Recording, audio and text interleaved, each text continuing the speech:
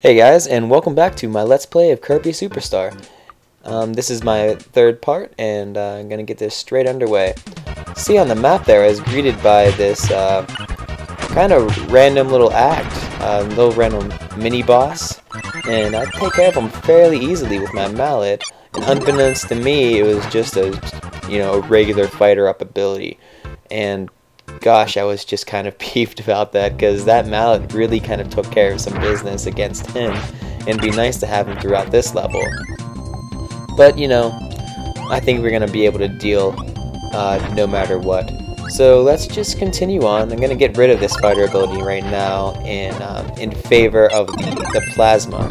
The Plasma's it's another just kind of generic ability, I want to say. It's a fast, rapid shot, not very long range at all, but it has some kick to it, but it's nothing really special. And kind of what makes me mad about earlier is that my helper with the mallet that I really wanted so very much just passed his ability on to get his own version of the Plasma.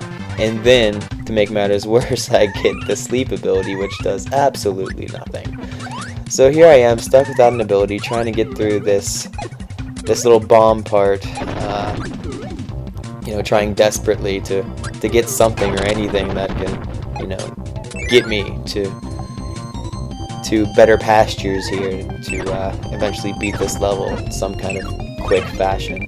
So I get the maximum tomato and start working my way up to the 1-up, but I kind of decide against it at this point. Not really worth it to go through the enemy to get the 1-up, especially since in this game I already have 7 lives and I don't plan on dying too much in the recent levels, so it is not a big deal to pass some of these 1-ups that you find up, especially if you're going to sacrifice a life almost getting it anyways.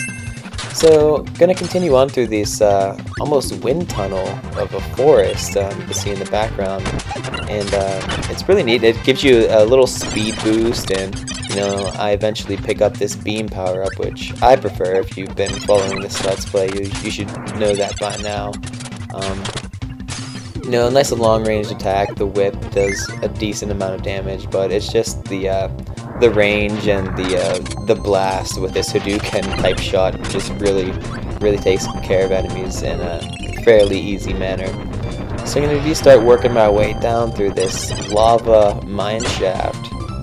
Just going to take care of these Waddle Dees down here and move my way to the left, where I will find this enemy, which kind of took me by surprise. I haven't seen him in the game yet, so we're going to kind of get rid of that Waddle Dee power in exchange for the yo-yo, which I found to be another great weapon to use. Especially just the regular shot is great, but this dash spin is a really awesome ranged attack as well.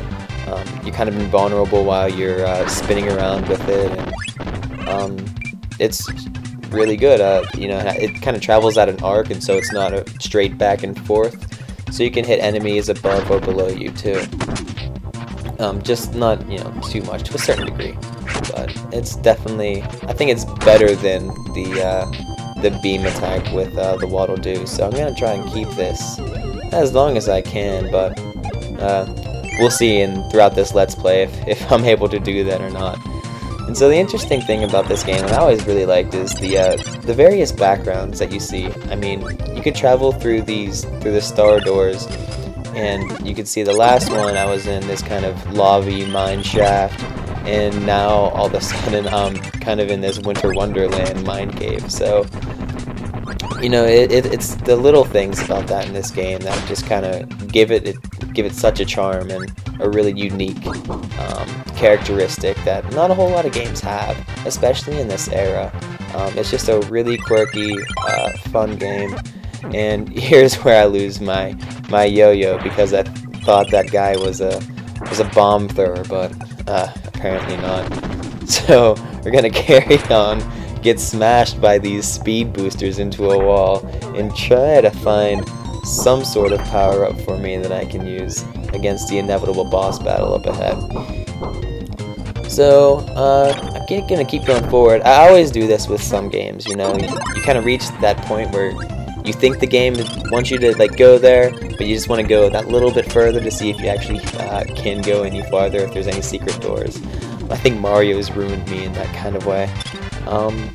So here we used that star and killed all the baddies through the other area, and now we're gonna fight the boss of the level. Which, like most of the bosses in this game, are not really difficult, so I'm gonna make easy work of him. I don't think I'm gonna pick his ability up. The throw isn't that great, and so I'm gonna kill these guys and head for the end of the level. And just want to thank you guys for watching this part 3 of my Let's Play. The fourth part should be up fairly soon. You can see me fail at this goal, but you know, I tried, and I beat the level, and that's all I can really hope for. So thank you very much for watching. I'll catch you next time. See ya.